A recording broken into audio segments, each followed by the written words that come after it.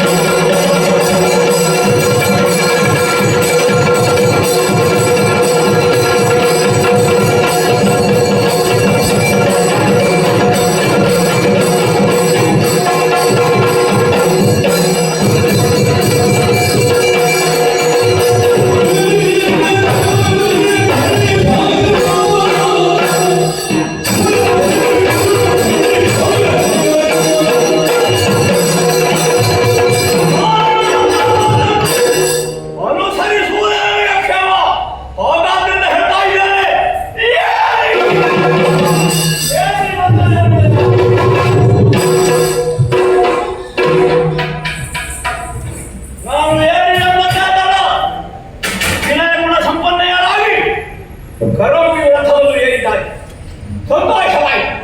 ಹತ್ತಿನಾವಕ್ಕೆ ಕೊಂಡು ಹೋಗಿದ್ದೇನೆ. ಆದರೆ ಅಷ್ಟೇ ಅಲ್ಲ, ಹೇಳಿಕೊಂಡು ಹೋಗುವಂಥದ್ದು.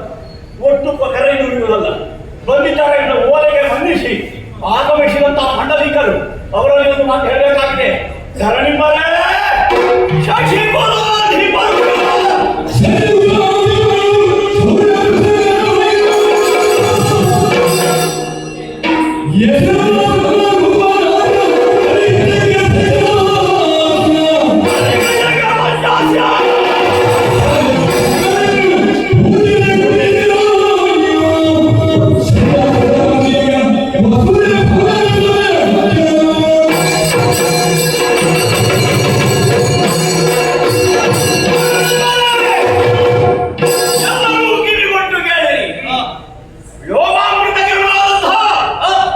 ಚಂದ್ರಮನ ವಂಶ ನಮ್ಮ ಅಂತಹ ಪರಮ ಪವಿತ್ರವಾದಂತಹ ಚಂದ್ರವಂಶದಲ್ಲಿ ಸಂಚರಿಸಿ ಆಳ್ವಿಕೆಯನ್ನು ನಡೆಸಿ ಕಾಯವಳಿಗಳು ಶಾಶ್ವತವಾದಂತಹ ಕೀರ್ತಿಯನ್ನು ಉಳಿಸಿ ವಿಕ್ರಮವನ್ನೇ ಬೆಳೆಸಿ ಪರಲೋಕವನ್ನು ಸೇರಲು ಬಹಳೊಂದಿಗಿದ್ದಾರೆ. ಶಶಿಕುಲಾದಿ ಮರುಗಳ ಶೌರ್ಯ ವೃಕ್ಷಗಳು ಫಲಸ್ವರೂಪರಾಗಿ ಕಾಣಿಸಿಕೊಂಡಂತಹ ಹರಿಗಳೆಂಬಂತಹ ಗಜ ಸದೃಶಗಳಿಗೆ, ಗಜದ ಗುಂಪಿಗೆ ಸಿಂಹ ಸದೃಶನಾಗಿರುವಂತಹ ಶಾಂತನು ಕುಮಾರ ದೇವವ್ರತ ನಾಮಕರಾದಂತಹ ಭೀಷ್ಮನಿದ್ದೇನೆ. ಧರಣಿಕರ ಮಧ್ಯದಲ್ಲಿ ಮಂಡಿಸಿದವನಿದ್ದೇನೆ. ಆಡುವಂತಹ ಮಾತನ್ನು ಚೆನ್ನಾಗಿ ಕೇಳಿಸಿಕೊಳ್ಳಿ. ಏನು ಹತ್ತಿನಾವತಿಯನ್ನು ನಮಗೆ ಈ ಸಂಯಮದಂತಹ ವೇದಿಕೆಯಲ್ಲಿ ಭಾಗವಹಿಸುವ ಸಾಮರ್ಥ್ಯ ಇಲ್ಲ ಅಂತ ಅರ್ಥ ಮಾಡಿಕೊಂಡಿರ. ನಮಗೆ ಆಮಂತ್ರಣವಿಲ್ಲದಿರುವಂತಹ ಕಾಲದಲ್ಲಿ ನೀವು ಭಾಗವಹಿಸುವುದಕ್ಕೆ ತೊಡಗಿದ್ದೀರಿ ಅಂದಾಗ ನಾನಾಗಿ ಆಗಮಿಸಿದವನಿದ್ದೇನೆ. ಬಂದೆ, ನಿಂತೆ, ಒಂದು ಕ್ಷಣದಲ್ಲಿ ಸಭೆಯನ್ನೇ ಗೆದ್ದವನಿದ್ದೇನೆ. ಹಾಗಿರುವಾಗ ಭೀಷ್ಮರ ವೀರ್ಯವಂತಿಗೆ ಏನೆಂದು ಅರ್ಥ ಮಾಡಿಕೊಂಡೆ. ಮದುವೆಯಲ್ಲಿ ಅಷ್ಟವಿಧದ ವಿವಾಹವಿದೆ. ಅದರಲ್ಲೂ ಕ್ಷತ್ರಿಯನಾದವರು ಸ್ವಯಂವರವನ್ನೇ ಅತ್ಯಂತ ಹೆಚ್ಚಾಗಿ ಪ್ರೀತಿಸುತ್ತಾರೆ. ಕನ್ಯಾಪಹರಣ ಕ್ಷತ್ರಿಯರಿಗೆ ಭೂಷಣ.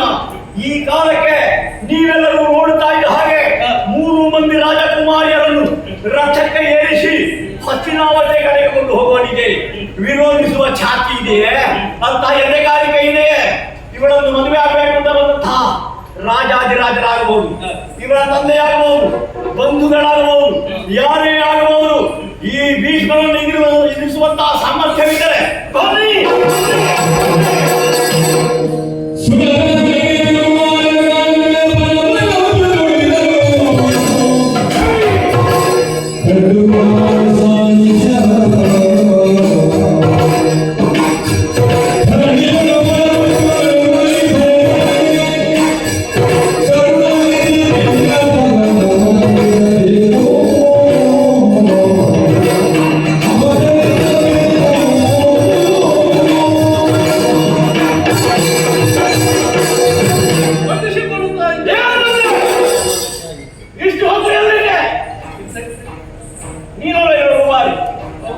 ನಾನು ಬರುವಾಗ ಮುಂದೆ ಇರಬೇಕೇ ಬೇಡ? ಯಾಕೆ ಸಾಲ ತರಲಿಲ್ಲ? ಯಾಕೆ ನನ್ನ ಕರೆತರಲಿಲ್ಲ? ಚಕ್ರವರ್ತಿ ಅಲ್ವ ನಾವು? ಮತ್ತೆ ಯಾಕೆ ನನ್ನ ಕರೆತರಲಿಲ್ಲ? ನಿಮಗೆ ಓಲೆಯನ್ನು ಕೊಡುವಂತ ವ್ಯವಸ್ಥೆ ಮಾಡಿದ್ದೇನೆ. ನಿನ್ನ ಕಾರ್ಯಕ್ರಮ ಮುಗಿದ ಮೇಲೆ ಓಲೆ ನಿಮ್ಮಲ್ಲಿ ಕಳಿಸುವುದು ಯಾಕೆ? ಸ್ವಯಂವರವೇ ನಿನ್ನ ಮಕ್ಕಳನ್ನು ಕೊಂಡು ಹೋಗ್ತಾ ಇದ್ದೇನೆ ನಾನು. ಏನಿಲ್ಲ ತೀರ್ಮಾನ ನೀವು ಮಾತಾಡಿದ ಮೇಲೆ ನಮಗೆ ಏನಿದೆ ಹೇಳಿ. ನಿಮ್ಮ ತೀರ್ಮಾನಕ್ಕೆ ನಮಗೆ ಸರ್ವತವೇ ಇದೆ. ಸರ್ವತ ಇದೆ. ನೀನು ಹೇಳಿದ್ರೆ ಮುಗಿಯುವುದಿಲ್ಲ. ಇವರೆಲ್ಲ ನಿನ್ನ ಓಲೆಯನ್ನು ಬಂಧಿಸಿ ಬಂದವರವ್ರೆ. ಈ ರಾಜಾಧಿರಾಜರು ಹೇಳ್ತಾ ಇದ್ದಾರೆ. ಚಕ್ರವರ್ತಿಗಳೇ,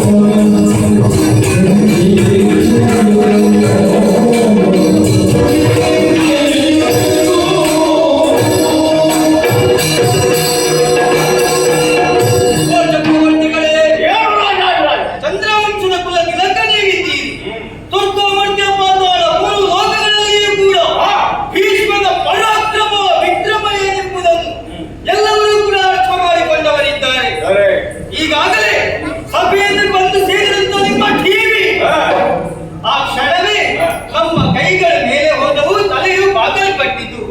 ಹಾಗಿರುವಾಗ ನಿಮ್ಮ ಮಾತನ್ನು ಕೇಳಿದ ಕ್ಷಣವೇ ಈ 3 ಮಂದಿ ರಾಣಿಯರು ಕೂಡ ನೀವು ನಿಮ್ಮದಂತಹ ರಥವನ್ನು ಏರಿದವರಿದ್ದಾರೆ. ಇಲ್ಲಿ ಅರಸರಾದಂತಹ ಪ್ರತಾಪಸೇನನೇ ನಿಮ್ಮೆದುರಿಗೆ ಮಾತಾಡುವಂತಹ ಶಕ್ತಿಯನ್ನು ಕಳೆಕೊಂಡವರಿದ್ದಾರೆ. ಹಾಗಾಗಿ ನಿಮ್ಮ ಮಾತಿಗೆ ನಮ್ಮ ಏನೂ ವಿರೋಧ ಇಲ್ಲ. ಕೊಂಡೋಗಿ ನನಗೆ ಬೇಕಾದಂತೆ ಇವರಿಗೆ ಬೇಕಾದಂತೆ ಇವರನ್ನು ಬಳಸಿದ ಅಪರಾಧವಲ್ಲ ಇಲ್ವಲ್ಲ? ಇಲ್ಲ.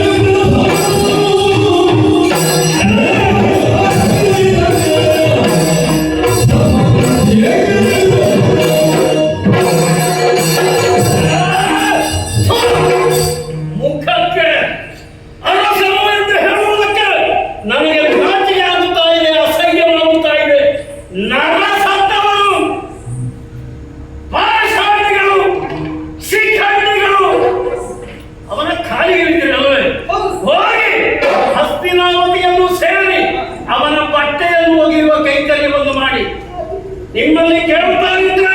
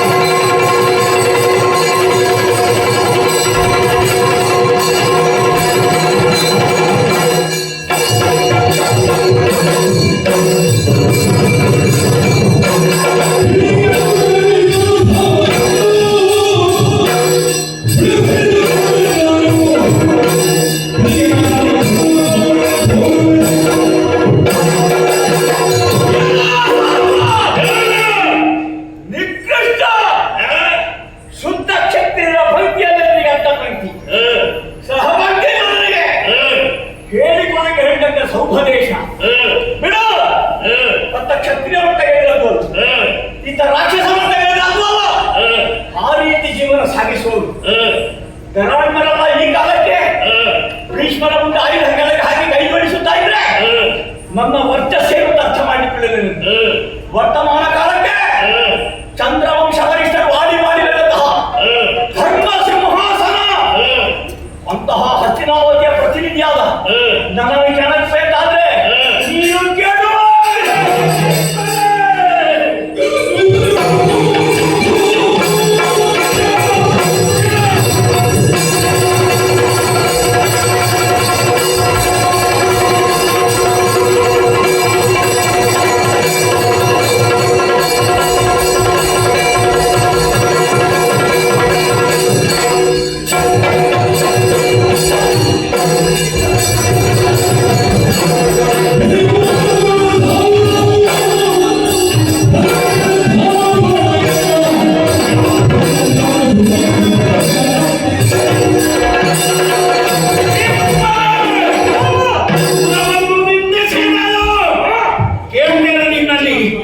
ಪರಿಶುದ್ಧರು ಈ ಪ್ರಪಂಚದಲ್ಲಿ ಯಾರಿದ್ದಾರೆ ಎನ್ನುವ ಹಾಗೆ ಎಲ್ಲರೂ ಈ ಅರಸನಿಂದ ಪಾದಾರವಿಂದಗಳಿಗೆ ಕೊಡಬಿಟ್ಟಿದ್ದಾರೆ ಎನ್ನುವ ಕಾರಣಕ್ಕೆ ಈ ಸಾವು ತಲೆ ಚಾಚುವವರೇ ಅಲ್ಲ, ನಿನ್ನ ತಲೆ ತೆಗೆದರು ಅಂತ ತಲೆ ಬೀಳಿದರು.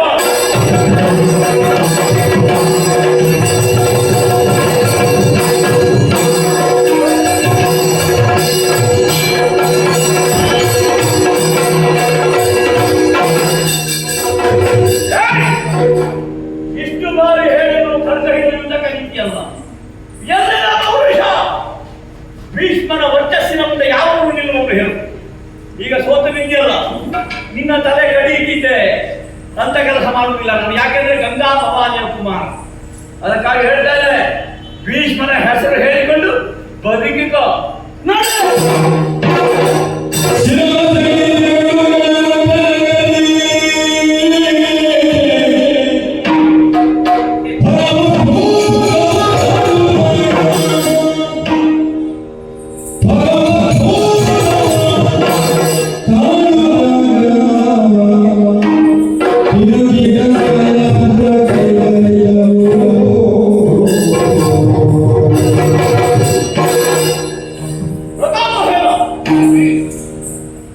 ಈ ಮೂರು ಮಂದಿ ಹೆಣ್ಮಕ್ಕಳು ಹಸ್ತಿನಾವತಿಯ ಕೂಡ ಹೋಗ್ತಾ ಇದ್ದೆ. ಶುಭ ಮುಹೂರ್ತವಿರಲಿ, ನಾನು ಹೇಳಿ ಕಳಿಸ್ತೇನೆ. ಆಮೇಲೆ ಅವರು ಆಗಮಿಸಬೇಕು.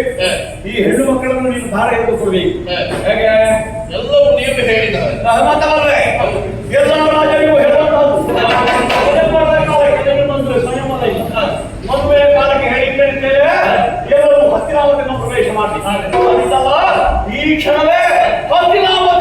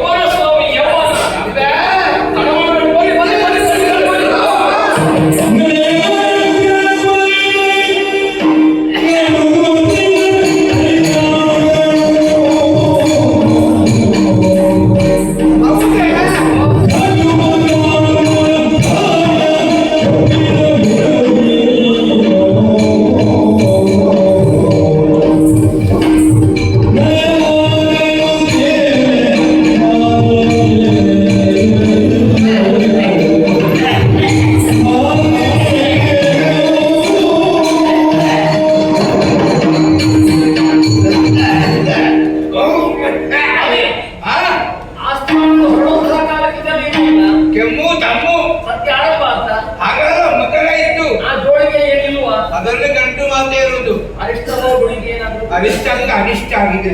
ಹಾಗಲ್ವೇ ಭೀಷ್ಮಾಚಾರ್ಯ ನಮ್ದು ಕರೆಕ್ಟ್ ಹೇಳಿದಂತದ್ದು ವಿಪ್ರೋತ್ತಮರೇ ಈ ಅಂಬೆಯನ್ನು ಕೊಂಡೋಗಿ ಸಾಲುನಲ್ಲಿ ಬಿಟ್ಟು ಬರಬೇಕು.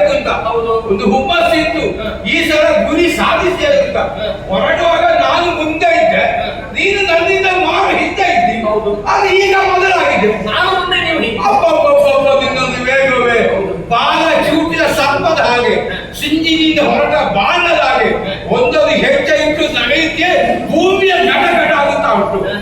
ಈಗಂದ್ರೆ ಏನು, ಕಡು ಮದಾಂತರ ಒಪ್ಪಿದ ಹೆಣ್ಣು, ನಿನ್ನಲ್ಲಿ ಯೌವನ ಉಂಟು.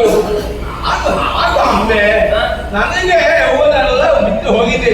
ಈಗ ಮುದೀತನ ನನಗೆ ಒಂದು ಹೆಜ್ಜೆ ಮುಂದೆ ಇಡ್ಲಿಕ್ಕೆ ಆಗುದಿಲ್ಲ. ಅದು ಹೇಳಿದ್ದಲ್ಲ, ಕೆಂಪು ಮತ್ತು ದಮ್ಮು.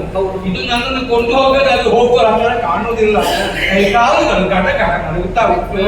ಆಯ್ತಲ್ಲ, ಆಮೇಲೆ ಹೇಳಿದ್ದೆ ಪ್ರಾಯ ಎಷ್ಟಾಯ್ತು?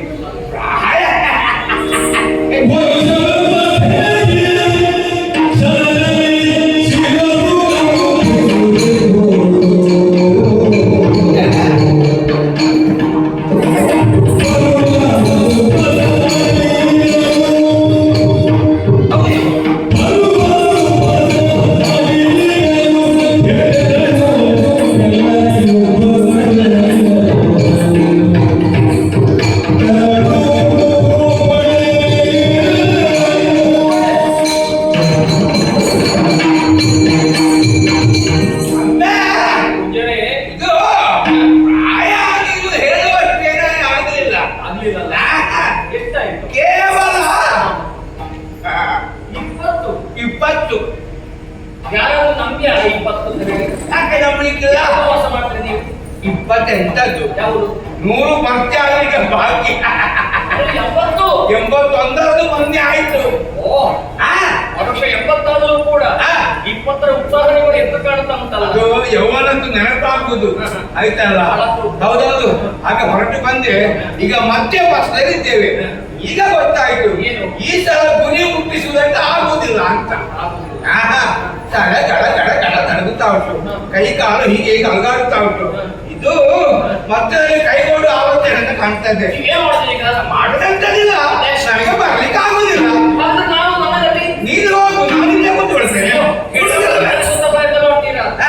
ಆಗುದಿಲ್ಲ ಸ್ವಾಮಿ, ನೀವು ಬರ್ಲೇಬೇಕಲ್ಲಿ. ಹಾಗಲ್ಲ, ಬರಬೇಕು ಅಂತ ನನಗೂ ಮನಸ್ಸುಂಟು. ಮತ್ತೆ ಕೂಡ ಯಾಕೆ ಒಪ್ಪಿಕೊಳ್ಳೋದು ನೀವು?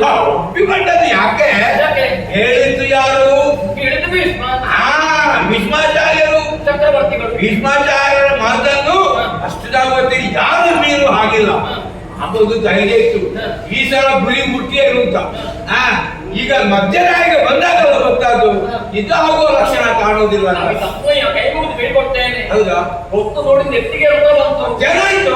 ಸುಡು ಬಿಸಿಲು, ಮೈಯ ಚರ್ಮ ಸುಟ್ಟು ಹೋಗ್ತದೆ. ಹೋಗಿಬಿಡೋಣ ನನಗೆ. ಈಗ ನಾನು ನಿನ್ನೊಟ್ಟಿಗೆ ಬರಲೇಬೇಕಾ? ಬರ್ಲೇಬೇಕು ಸ್ವಾಮಿ. ಬರಲೇಬೇಕು ಅಂತ ಆದ್ರೆ ನನಗಂತೂ ನಡೀಲಿಕ್ಕೆ ಆಗೋ ಪ್ರಶ್ನೆಯೇ ಇಲ್ಲ. ಮತ್ತೆ ನಾನು ಎತ್ತಿಕೊಂಡು ಹೋಗುದಾ? ಎತ್ತಿಕೊಂಡು ಹೋಗಿದ್ದು ನಾನು ಮಗು, ಎತ್ತಿಕೊಂಡು ಹೋಗುದು ಬೇಡ. ನೀನು ಸಣ್ಣ ಒಂದು ಮನಸ್ಸು ಮಾಡಿದ್ರೆ ಹೋಗ್ಲಿಕ್ಕಾಗುತ್ತದೆ. ಹೌದಪ್ಪ, ಬೇರೆದಲ್ಲ, ನೀನು ನನ್ನ ಕೈ ಹಿಡ್ಕೊಂಡು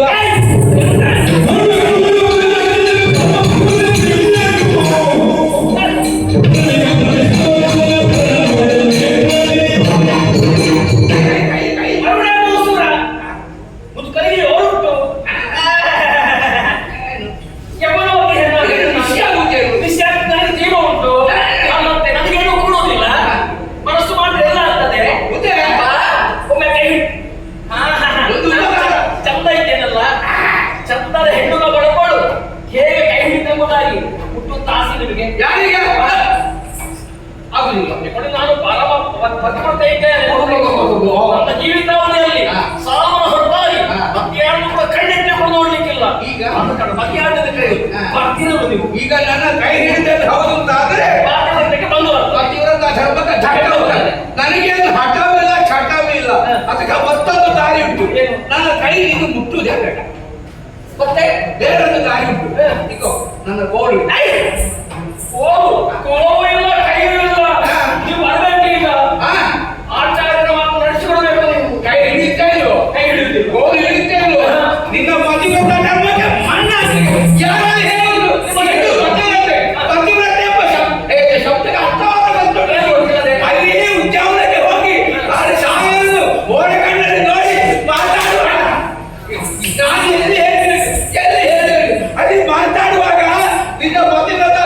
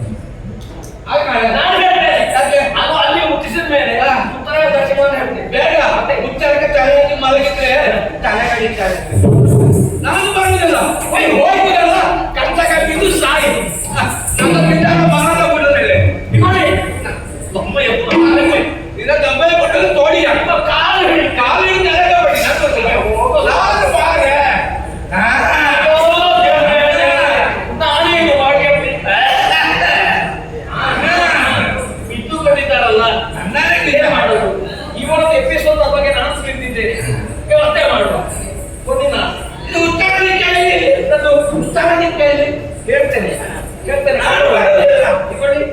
ಸ್ವಾಮಿ ಸ್ವಾಮಿ ಮಾತಾಡಿದ್ದಾರೆ ಇಲ್ಲಿ ಕೇಳಿ. ಚಾತುರ್ಮಾಸಕ್ಕೆ ಬಂದಿದ್ದಾರೆ. ನಾನು ಹೇಳುತ್ತಲ್ಲ ಅದನ್ನು ಕೇಳಬೇಕು. ಹೇಳುವ. ಇಟ್ಕೊಂಡೆ. ನೀವು ನನ್ನನ್ನು ಸೌಭಾಗ್ಯಕ್ಕೆ ಕರ್ಕೊಂಡು ಹೋದ್ರೆ ಆ ಸಾವು ನನ್ನನ್ನು ನೋಡಿದ್ರೆ ನನ್ನನ್ನು ನೋಡಿ ಮೆಚ್ಚಿದ್ರೆ ನನ್ನ ನೋಡುವಾಗ ಹಾಸಿ ತೋರಿಸಿದ್ರೆ ನನ್ನ ಕೈ ಹಿಡಿದು ನನ್ನನ್ನು ಗಾಡಿನಾಗಿ ಮಾಡಿದ್ರೆ ನಿಮ್ಮನ್ನು ಸುಮ್ಮನೆ ಬಿಡುವ ಸ್ವಾಮಿ. ಕೊಡ್ತೇನೆ ಕೊಡ್ತೇನೆ ಕೊಡ್ತೇನೆ. ಬೆಣ್ಣೆಯಿಂದ ಕೂದಲು ಹೇಳಿದಾಗೆ ಹೋದಾಗ ಬಂದಾಗ ಬಿದ್ದರೆ ಅಜ್ಜಿಗೊಂದು ಪಟ್ಟೆ ಸೀರೆ ಅಂತ ನನ್ನನ್ನು ಮಂಗ ಮಾಡುದು ಬೇಡ. ಉತ್ತರ ದಿಕ್ಕೆ ನಾನು ನಿಮ್ಮನ್ನು ಮತ ಮಾಡ್ಲಿಕ್ಕೆ ಉಂಟು. ನಾನು ಮಂಗನ ನಾನು ಹೇಳಿದ್ದಲ್ಲ ಸ್ವಾಮಿ. ಅದೆಲ್ಲ ಬೇಡ. ಈ ಮುದುಕರನ್ನು ಮರಳು ಮಾಡುದು ಬೇಡ. ನನಗೆ ಬರ್ಲಿಕ್ಕೆ ಆಗುವುದಿಲ್ಲ. ಮಾಡಿ, ಮಾಡಿ. ನಾನು ಹೊತ್ತು ಕೊಡ್ತೇನೆ, ನೀವು ಕೇಳಿದಷ್ಟು ಕೊಡ್ತೇನೆ ನಾನು. ವಾ? ಈ ಮುದುಕರಲ್ಲಿ ಹಾಗೆ ಮಂಗ ಮಾಡುದು ಬೇಡ. ಇಲ್ಲ. ಕೊಡ್ತೇನೆ ಅಂತ ಹೇಳಿದ್ದೆಲ್ಲ. ಕೊಡ್ತೇನೆ ಅಂತ ಹೇಳಿದ ಮಾತ್ರಕ್ಕೆ ನನಗೆ ವಿಶ್ವಾಸ ಇಲ್ಲ. ಮತ್ತೆ ಅದಕ್ಕೊಂದು ಲೆಕ್ಕ ಅಂತ ಬೇಕು. ಲೆಕ್ಕ. ನಾನು ಅಲ್ಲಿ ಹೋದ ಬೇಡ. ಒಂದು ಏನೊಂದು ಇಷ್ಟು ತೆಗೆದುಕೊಟ್ಟು ಆ ಬಟ್ಟ ಸಾಕು ಹೋಗಿ ಅಂತ ಹೇಳಿದ್ರೆ ಅದು ಬೇಡ. ಇದು ಹೇಳಬೇಕಾ ನೀವು ಹೇಳುದಾ? ನೀನೇ ಹೇಳು. ಒಂದು ನಾಣ್ಯ ಎಲ್ಲಿ ಉತ್ತರ ಕೇಳಿ.